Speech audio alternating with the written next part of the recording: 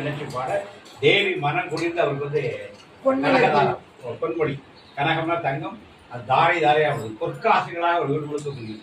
எனக்கு ஒரு அனுபவம் இருந்து உத்தம் சிங்னே ஒரு அன்பர், அவர்களால் காட்ட முடியல, என்னோட 7 ஆண்டுகள் நண்பராக இருந்த ஒரு அவதூதர்.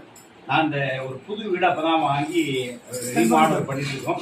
ஒரு 5000 ரூபாய் கையில் இல்லை. நாங்கள் அப்போ பிச்சை எடுப்போம். பிச்சை எடுக்கும்போது தான் சாமி ஏற்படும். அப்போ ரொம்ப கஷ்டப்பட்டு ஒரு 5, அதாவது நாளைக்கு கிரக பிரவேசம், ஒரு 5000 போனது. வீட்டு வேலை நடந்ததுக்கு 10 நாள் கணி சம்பளம் கொடுக்கணும், அடுத்த நாளைக்கு வேண்டிய சாப்பாடு கொடுக்கணும், அடுத்த நாள் ஃபங்க்ஷன் நடந்துன்னா நண்பர்கள்லாம் கூப்பிட்டுருக்கோம். ஒரு 5000 அன்னைக்கு வாடணும்.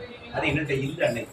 அப்படியே கொஞ்சம் கவலையோடு தான் வேலை நடந்துட்டு என்ன பண்ண நாங்கள் கேட்டு பார்க்க பெறலை மாட்டி அப்படி இருந்துருக்கோம்.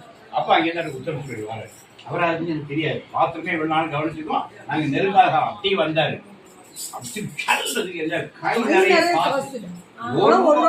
வீடு முழுக்க வேலை அப்படி அப்படியே ஹிந்தியில் அப்படியே போயிட்டார்.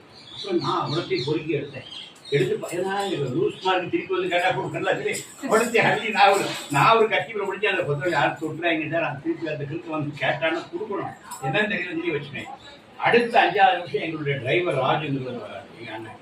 அவருக்கு நான் ஒரு லேண்டு கொடுத்தேன். நான் எவ்வளவு நல்லவன்னா, நான் வாங்கின பிளாட்டை அவர் என்ன பிளாட் பண்ணிருந்தாரு, அவருக்கு எழுதி வாங்கின விலைக்கு எழுதி கொடுத்து 1 வருஷம் கழிச்சு அதே விலைக்கு கொடுத்துட்டு அவர்கிட்ட வந்து அவர்கிட்ட ரூபாயும் இல்லை, நீ எப்பெல்லாம் பைசா ஆகிறது அப்பெல்லாம் தாங்கன்னு சொல்லி அவர் ஒரு 3-4 இன்ஸ்டால்மெண்ட்டாக கொடுத்தாரு. அப்போ 20,000 ரூபாய் அந்த ஒரு டிரைவருக்கு கஷ்டம்.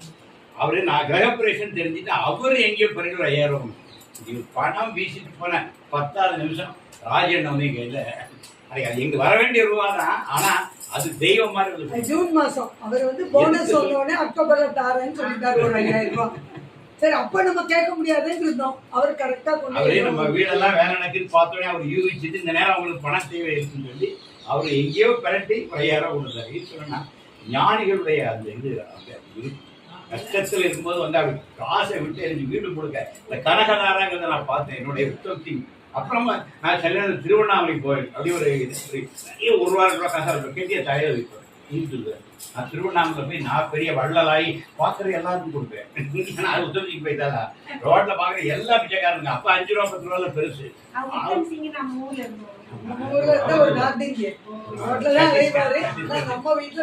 7 வருஷம் எங்களோட ஒரு நாள் ஒரு நாள் உத்தம் சிங் பத்தி பேசணும்.